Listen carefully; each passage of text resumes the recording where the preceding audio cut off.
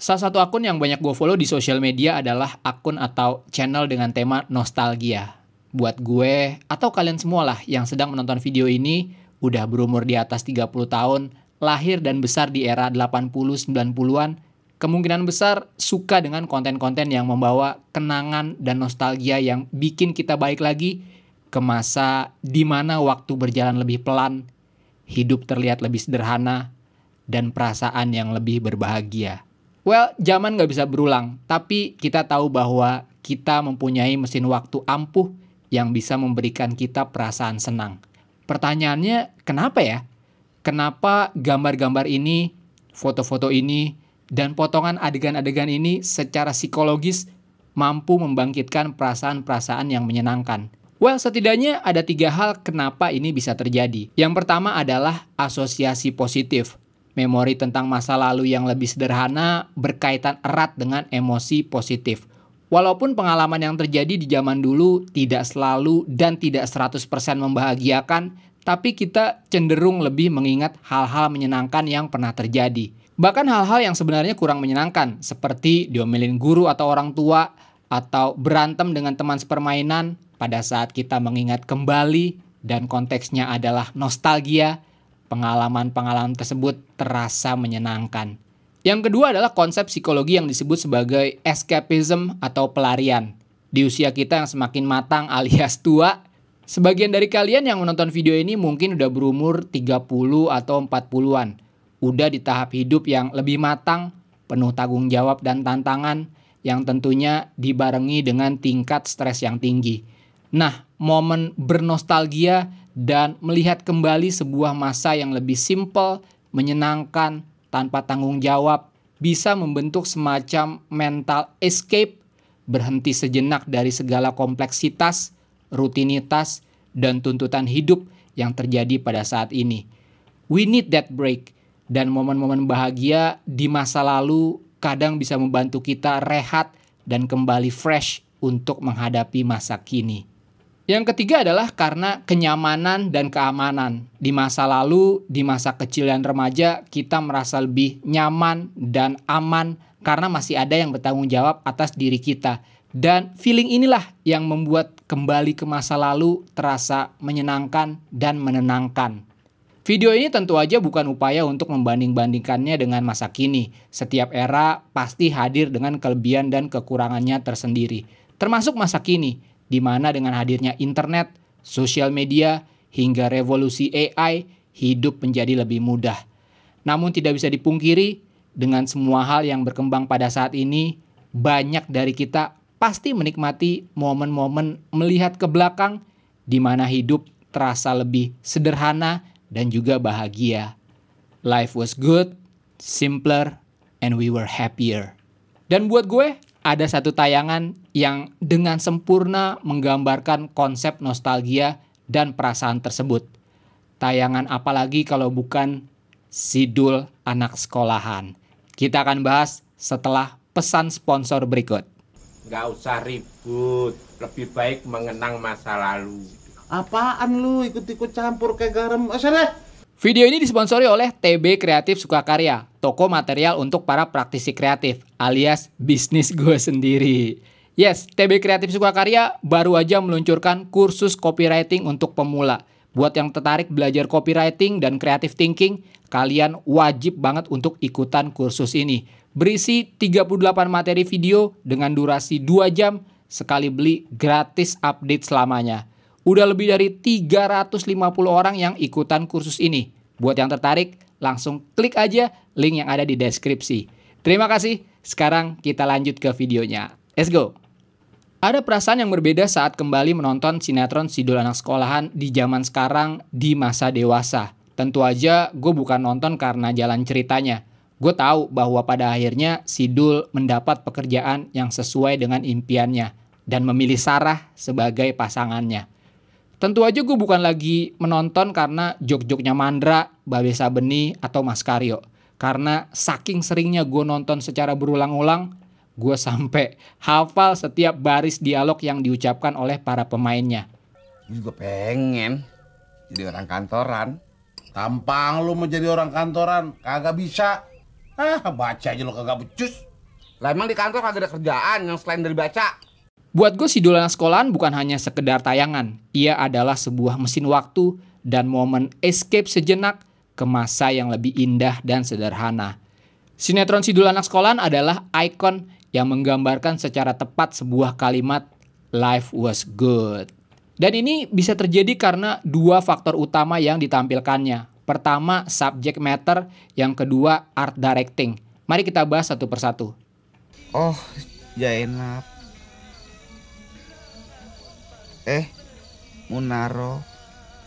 Subject matter berhubungan dengan tema dan ide yang ditampilkan. Sidul Anak Sekolahan bercerita tentang sosok Sidul, seorang insinyur mesin yang harus menganggur setelah lulus kuliah dan dihadapkan pada dilema untuk mengambil pekerjaan yang tidak sesuai dengan jurusan kuliahnya. Capek-capek lu nyari kerjaan. Ntar waktunya diterima, kagak boleh lu kerja sama babe lu. Nah kantornya di laut.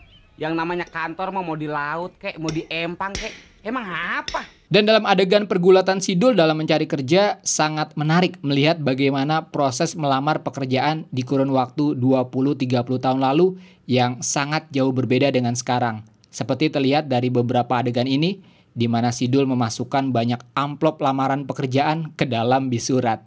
Sebuah throwback moment yang membuat kita sedikit tersenyum tentang sebuah era pra-internet, email, LinkedIn, dan lain-lain. Atau problematika cinta segitiga antara Dul, Sarah, dan Zainab. Cinta tak direstui orang tua antara Mandra dan Munaroh. Tema-tema klasik, sederhana, yang mungkin saat ini telah kehilangan relevansinya. Atau adegan ini nih, saat si Mamang tukang kredit panci berdialog dengan Sidul. Dari adegan ini kita tahu bahwa ternyata Mamang kredit ini adalah mahasiswa ekonomi yang drop out dan banting setir menjadi seorang tukang kredit. Namanya kuliah saja sudah DO, jadi saya kudu kerja apa saja lah Dul. Sebuah tamparan bagi Sidul bahwa kadang jalan kehidupan tidak sesuai dengan yang diharapkan. Namun menurut gue yang menarik adalah dialog yang diucapkan oleh Mamang kredit di bagian ini nih. Sebagai background story, pada saat sinetron ini tayang, banyak terjadi kasus kredit macet di mana bank meminjamkan kredit kepada pengusaha-pengusaha besar dan berujung macet, gagal bayar, dan akhirnya menyebabkan krisis ekonomi. Mari kita dengar dialog brilian berikut. Makanya saya jadi tukang kredit sajalah, biar bisa ngasih kredit kepada orang yang tidak kebagian kredit dari bank. Sekarang siapa yang mau kredit sama saya, pasti saya kasih. Pasti kebagian. Kita boleh gagal di akademis, tapi harus berhasil di lingkungan kita. Sepotong dialog yang semakin menguatkan bahwa sinetron Sidul Anak Sekolahan lebih dari sekedar tayangan hiburan, namun penuh dengan nilai-nilai filosofis sekaligus kritis. Wow. Latihan mulu, menangnya kagak. Oke, itu adalah aspek tema, konflik, dan dinamika yang terjadi di sinetron Sidul Anak Sekolahan. Aspek yang kedua adalah art directing. Menurut gue, hal inilah yang membuat Sidul Anak Sekolahan masih enak banget ditonton di saat sekarang. Pasti kita semua setuju lah kalau sinetron-sinetron di tahun 90-an memang berada di level yang berbeda dengan sinetron-sinetron yang tayang di masa kini, baik dari segi cerita ataupun eksekusi kreatif. Namun menurut gue aspek kreatif khususnya art directing, sinetron Sidul Anak Sekolahan ini bahkan di kelas yang lebih tinggi lagi dalam menghadirkan realita yang terjadi pada masa itu. Gue sangat setuju di beberapa komen-komen video Sidul Anak Sekolahan bahwa nonton Sidul itu bukan kayak nonton sinetron, tapi kayak nonton tetangga sebelah rumah. Ia begitu dekat, nyata, dan ada di sekitar kita. Dan sesuai dengan tema video ini, sinetron Sidul Anak Sekolahan bisa membawa kita throwback ke zaman di mana semuanya lebih indah dan sederhana.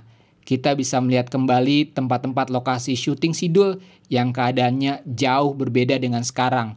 Daerah-daerah seperti Karangtengah, Cinere, Gandul, Ragunan, hingga Senayan yang sontak bikin kita merasa, zaman dulu kok lebih enak ya.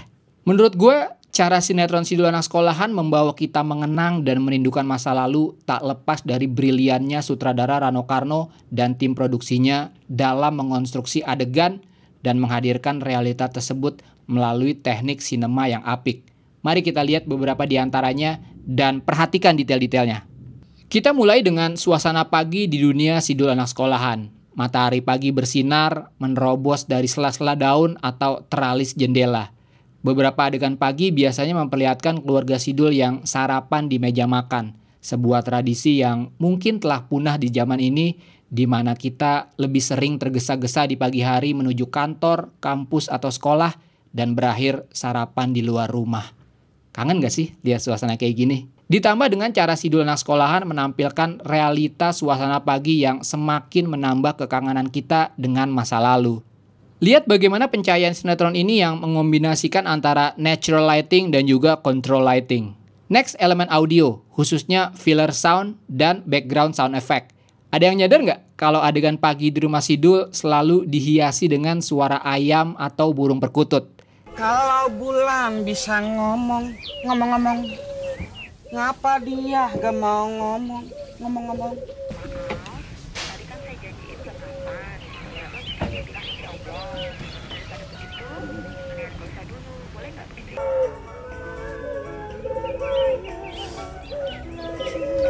Sesuatu yang udah jarang banget kita dengar di masa sekarang. Ini brilian banget dan bahkan hal sekecil ini aja bisa membangkitkan kenangan dan rasa nostalgia akan masa lalu. Wow. Oke, lanjut. Siang hari. Lihat adegan ini nih. Jujur deh, di masa sekarang seberapa sering kalian melihat adegan ini? Ibu-ibu yang jalan bareng baru pulang dari pengajian. Kayaknya langka banget ya adegan ini sekarang. Lihat Atun yang ketiduran pas nungguin warung, lalu dagangannya diacak-acak ayam.